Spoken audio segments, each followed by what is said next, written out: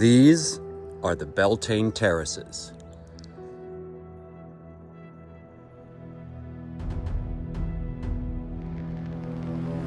This is a day we look forward to all year, the St. John's harvest.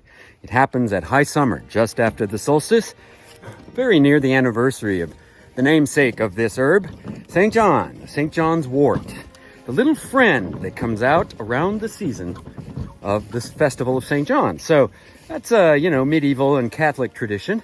It has other names as well, going all the way back to pagan times.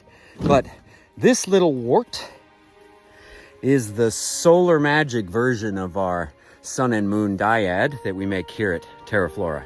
We have worked very hard for the last several years to learn how to cultivate St. John's wort in our location, since we are plagued by a beetle that loves to eat this plant. So it's actually quite hard to cultivate without some daily intervention knocking the beetles off.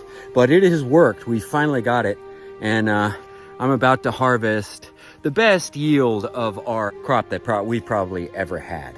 St. John's wort harvest. We're going to make some oil today where we infuse this in filtered olive oil and turn it into a massage oil and an amazing topical oil that can actually help with seasonal affective disorder. This plant is fairly remarkable in its ability to soak up the sun.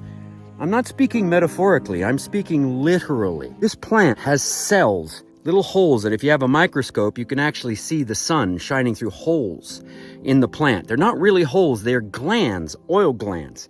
They're there to literally soak up the energy of the sun. When you ingest it, it actually makes your skin more photoreactive, which can cause sunburns and can also cause livestock who eat this a lot of problems. So that's why the beetles were introduced, because this was considered a pest to livestock. But it's an incredibly powerful medicinal plant.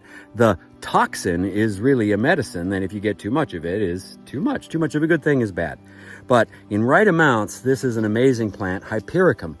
Hypericum perforatum. The perforatum is from perforated because the leaves look like they've got those little pinholes in them from the glands that absorb the sun.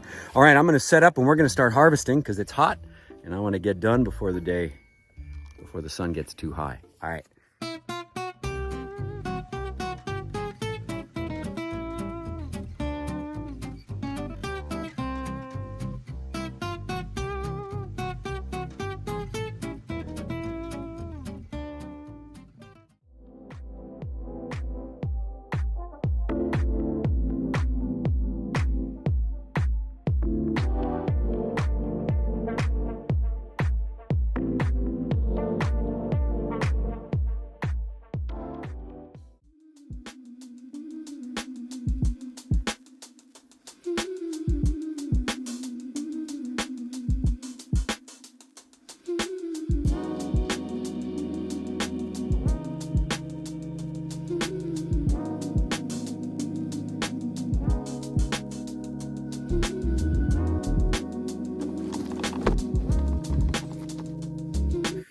So, as you can see, the harvest of these herbs is a strong haircut, but it's not a clear cut.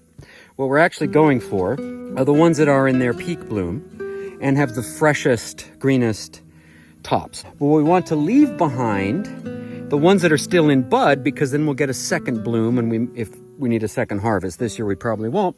So that's kind of what herb harvests look like. I just take the best tops and leave, 10 to 20% of the blooms and leave the budding tops that are still yet to bloom.